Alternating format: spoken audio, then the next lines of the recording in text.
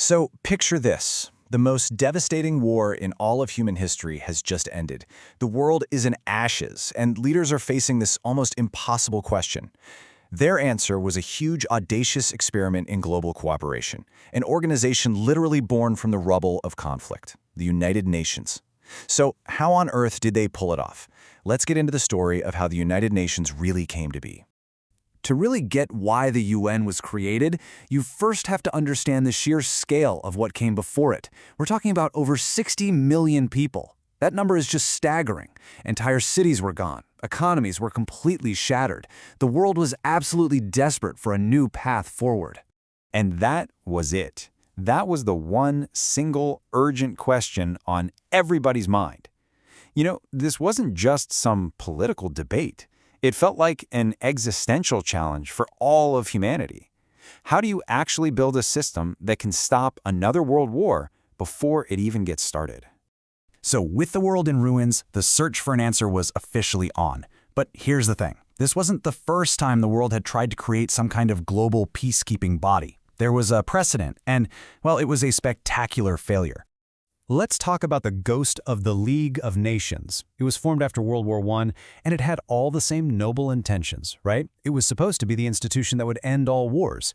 But as World War II so brutally proved, it was completely, totally ineffective. And if you look at the reasons for its failure, it's basically a perfect blueprint of what not to do. The League was just fundamentally weak. For starters, some of the most powerful countries, like the United States, never even joined. It had no army, no real authority to back up its decisions, so countries could just ignore it. There were no consequences. It was a great idea, but an idea with no teeth. The lesson here was crystal clear. The people designing the United Nations looked directly at why the League failed and basically decided to do the opposite. Where the League didn't have global buy-in, the UN was designed for it. Where the League was powerless, the UN was envisioned with real, actual mechanisms to enforce peace. And what's so crucial to understand is that the plan for the UN wasn't some last-minute thing they cooked up after the fighting stopped. Not at all. It was an idea that was forged right in the heat of the war itself, a kind of beacon of hope that was being planned while the world was still on fire. This timeline really shows how deliberate they were. I mean, it starts as early as 1941 with the Atlantic Charter, where the basic principles were first laid out. The name United Nations, funnily enough, was first used in 1942, not for a peace group, but as the name for the alliance fighting the Axis powers. The whole idea just kept evolving through these major conferences in places like Tehran and Yalta, getting more and more detailed along the way. So, what were these big goals from the Atlantic Charter, the ones laid out by Roosevelt and Churchill? Well, it wasn't just about stopping armies. It was this much bigger vision for a better world. Of course, peace and security were number one, but so was the right for nations to choose their own government and the need for countries to work together economically, to prevent the kind of despair that often leads to war in the first place. But here's where they hit the huge diplomatic challenge. How do you get the world's biggest military powers to sign on to an organization where they don't have all the power? And on the flip side, how do you convince smaller nations to join a club where the big guys get special treatment? Nailing that balance was the absolute key to making the UN a reality. And that challenge brings us right to the actual design phase, how they turned all this theory into a real, functional, global institution. The place where it all went down was the San Francisco Conference in April of 1945. And the timing here is just wild. The war in Europe was barely even over, but you already had delegates from 50 different countries sitting in a room, debating and hammering out the final UN Charter, the constitution for this new world body. After months of hard work and getting all the key countries to officially sign on, the United Nations officially came into existence. The date was October 24th, 1945. A day we now celebrate as UN Day. So, what did they actually build? Well, here's the simple version of its core structure.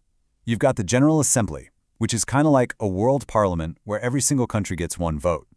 Then there's the Security Council, the real power center, whose job is to maintain peace. And finally, you have the International Court of Justice, which handles legal fights between countries.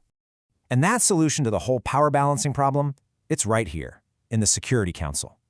The five major winners of World War II, the US, the Soviet Union, Britain, France, and China, were given permanent seats and, crucially, veto power. So the whole structure was really a pragmatic reflection of who held the power in 1945. It was designed to make sure the most powerful countries had a real stake in the system. Okay, so the structure is in place. The UN is born. But what about its legacy? Has it actually lived up to all that hope for a more peaceful world? I mean, the mission they gave the UN was just immense. You can break it down into 4 huge pillars: keeping the peace, protecting basic human rights, delivering aid to people in need, and just being the one place where every country on Earth can come together and talk. And you know, one of its most profound achievements came just a few years after it was founded. In 1948, we got the Universal Declaration of Human Rights. For the very first time in history, the world came together to define the basic rights and freedoms that should belong to every single person on this planet. A true global standard. It was groundbreaking. Now, let's be realistic. Has the UN prevented every single war? No, of course not.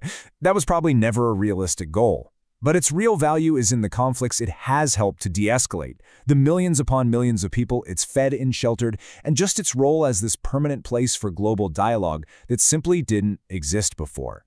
When you boil it all down, the UN represents humanity's best attempt to learn from its absolute darkest chapter.